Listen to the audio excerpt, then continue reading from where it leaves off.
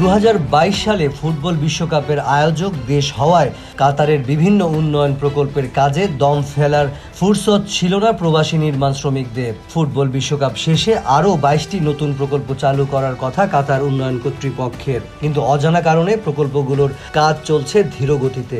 এই অবস্থায় বিপাকে পড়েছেন বহু প্রবাসী শ্রমিক। তালিকায় রয়েছেন বাংলাদেশিরাও। কাজ কমে যাওয়ায় উপার্জনে ভাটা পড়েছে। কর্মহীন অবস্থায় মানবেতর দিন কাটছে ফ্রি ভিসায় যাত্রা করা অনেক রেমিটেন্স যোদ্ধার। তাই কাজ শিখে নির্দিষ্ট ভিসায় প্রবাসের পথে পা বাড়ানোর পরামর্শ ভুক্তভোগীদের। বর্তমানে কাতারের শ্রমবাজার হতাশাজনক হওয়ায় যাচাই বাছাই করে বাংলাদেশিদের প্রবাসে আসার আহ্বান জানিয়েছেন দেশটিতে নিযুক্ত বাংলাদেশের রাষ্ট্রদূত। কাতারে নিযুক্ত বাংলাদেশের রাষ্ট্রদূত বলেন, প্রতারণা থেকে আপনাদের সতর্ক করার জন্য বারবার আমরা আপনাদেরকে বলছি।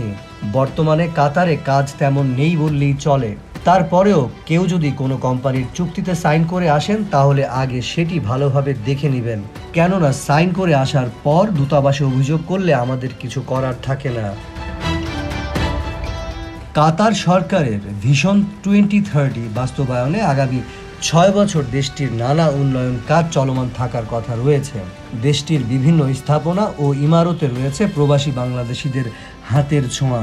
সব মিলিয়ে বর্তমানে কাতারে 4 লাখের মতো প্রবাসী বাংলাদেশি কর্মরত রয়েছেন।